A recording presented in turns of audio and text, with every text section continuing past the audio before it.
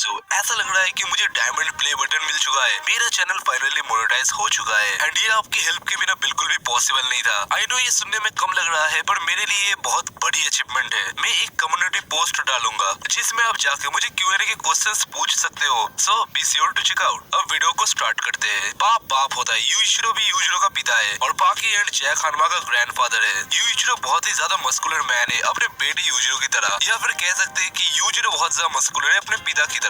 Yujiro हानमा बहुत ही ज्यादा शांत आदमी है एंड उनके शोल्डर्स बहुत चौड़े हैं और शायद यूजिरो अपने पिता की वजह से ही बाकी पर इतना सख्ती से पेश आते हैं, क्योंकि यार बाकी भी अपने बाप से तो ज्यादा शांत है और बाकी अपने पिता यूजिरो को याद दिलाता है। एंड एक फैक्ट, यूजिरो अपने पिता को हेट करते हैं एंड यूजिरो के पास डीमन बैग भी है। यूजिरो इतने स्ट्रॉन्ग है कि यूजिरो से पहले उन्होंने पूरे यूएस आर्मी को अपने बेयर हैंड से हराया था। मेजर जनरल जेम्स यूजिरो के ऑपरेशन के लीडर थे। उन्होंने रिक्वेस्ट किया था न्यूक्लियर बॉम्ब का बस एक आदमी को मारने के लिए, जो कि थे यूजिरो हानमा। आई मीन इमेजिन, बस एक आदमी को मारने के लिए एक न्यूक्लियर बॉम्ब। इसका कारण था कि वो यूजिरो को कंट्रोल नहीं कर पा रहे थे। ये लड़ाई हो रहा था एक स्मॉल आइलैंड में जो कि ओकिनावा के पास था, जहाँ यूजिरो ने बहुत सारे सोल्जर्स को धो के रखा था। उस आइलैंड में बहुत ज्यादा बॉम्ब गिराया गया था एंड ऑल्सो बहुत ज्यादा शूटिंग भी हुआ था। यूजिरो ने फिर मेजर जनरल जेम्स को जोर से एक बैटल शिप में फेंक दिया और इससे मेजर मारे गए। वही तो इस ऑपरेशन के हेड थे। जब यूजिरो सारे सोल्जर्स के सामने आए, वो 2000 सोल्जर्स यूजिरो को देखकर जहाज से पानी में कूद गए, क्योंकि उन्हें पता था कि जो आदमी उनके सामने खड़ा है उसने उनके जनरल और बहुत सारे सोल्जर्स को मारा है। सो हमें यूजिरो के पावर्स के बारे में बहुत कम पता है। हमें ये तक नहीं पता कि वो कितने स्ट्रॉन्ग है, पर ओकिनावा के बैटल के हिसाब से उन्होंने पूरे यूएसए को अकेले ही संभाल लिया था। हमें ये भी नहीं पता कि यूजिरो हानमा से स्ट्रॉन्ग है भी कि नहीं। इसका कोई एविडेंस भी नहीं है कि उनका फाइट हुआ भी था कि नहीं। पर जब यूजिरो का घोस्ट अपेयर हुआ था, तब हम यूजिरो के फेस को देखकर समझ सकते हैं कि यूजिरो को अपने मन में अपने बाप का डर है। जहाँ यूजिरो इतने टेक्निक्स का मास्टर है, वही यूजिरो बस एक टेक्निक यूज करते हैं। इसी से उन्होंने ओकिनावा की लड़ाई में इतने सारे सिपाहियों को हराया था। वो सोल्जर्स इस टेक्निक को ड्रेस बुलाते हैं, पर यूजिरो सही से इस टेक्निक का नाम बताते हैं, जो कि है गाइस।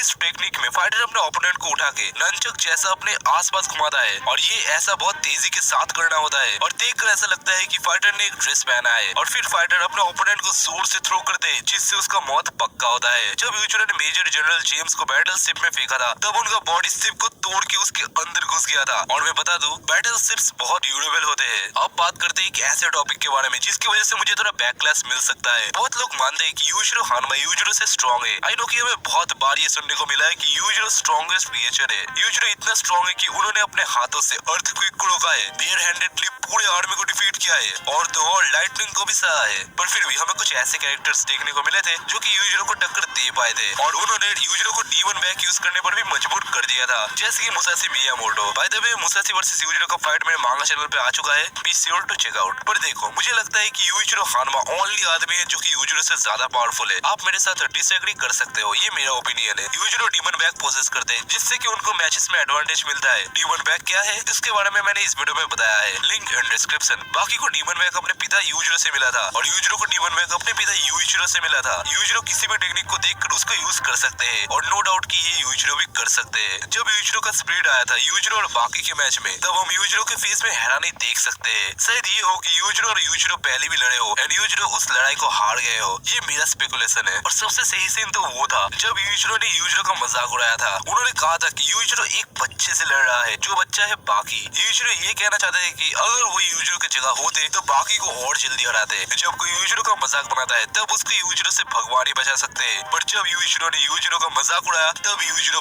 बस हैरान थे, वो कुछ कह नहीं पा रहे थे। यूजिरो तब वहाँ एक इडियट की तरह खड़े थे। कुछ बाकी फैंस का मानना है कि यूजिरो ने यूजिरो को मार डाला था, पर मैं इससे सहमत नहीं हूँ, क्योंकि देखो यार, एक हानमा का एज जितना बढ़ता है उतना ही उनका पावर्स भी बढ़ता है। हानमा 100 साल से भी ज्यादा तक जिंदा रह सकते हैं और मेरा मानना ये है कि मरने से पहले यूजिरो बहुत स्ट्रॉन्ग होंगे, पर यूजिरो अपने प्राइम में यूजिरो से ज्यादा पावरफुल होंगे। जैसे यूजिरो बाकी पर अपना पावर दिखा सकते हैं, वैसे ही यूजिरो भी शायद अपने प्राइम में यूजिरो पर ऐसा किए होंगे। स्टेटेड है कि यूजिरो लौते ऐसे इंसान है जो कि यूजिरो से ज्यादा पावरफुल है और हम यूजिरो के फेस पर डर देखकर इस स्टेटमेंट को सही कह भी सकते हैं। खैर, अगर इनका कभी भी किसी तरीके से भी मैच हो गया तो मैं यूजिरो के सपोर्ट में रहूंगा एंड मेरे हिसाब से यूजिरो से ज्यादा पावरफुल है। यूजिरो कभी किसी को अपने पावर का रौब नहीं दिखाते। जैसे एक बार रिकी गुसान के साथ लड़ाई में वो जानबूझकर हारे थे। डोपो को सब पता था कि यूजिरो पैसे की वजह से गुसान से जानबूझकर हारे थे, उन्हें बस पैसे चाहिए थे और गुसान के हमलों को यूजिरो ने इसीलिए ब्लॉक नहीं किया क्योंकि वो हमले ब्लॉक करने के लायक नहीं थे। मतलब वो अटैक यूजिरो के लिए कुछ भी नहीं थे। अगर वो अटैक ताकत पर होते तब यूजिरो को ब्लॉक करना पड़ता। उसके इसके बाद यूइचिरो ने डोबो के शर्ट को पकड़ लिया था, पर डोबो यूइचिरो के मुंह पर एक किक मारते हैं। ये पता नहीं कि किक से उनको कोई असर हुआ कि नहीं, पर फिर डोबो चले जाते हैं और कहते हैं मैं देख लूंगा इनकी गुजान को। बहुत लोगों का ये मानना है कि यूइचिरो हानवा डीमन बैग के सबसे पहले पोजेसर है, उनके बाद ही यूइचिरो को मिला। हमने यूइचिरो को कभी डीमन बैग को यूज करते हुए नहीं देखा। वो बाकी से बहुत सिमिलर है, या फिर कह सकते हैं कि बाकी यूइचिरो से बहुत सिमिलर है। दोनों ही बहुत रेयर ओकेजन्स में अपने डीमन बैग को यूज करते हैं। ये भी एक रीजन हो सकता है कि यूइचिरो अपने डैड को हेट करते हैं। हमें ओकिनावा के बैटल में यूइचिरो के बैग पर डीमन का फेस देखने को मिला था। शायद वो अपने उस लड़ाई में अपने डीमन बैग को यूज कर रहे थे।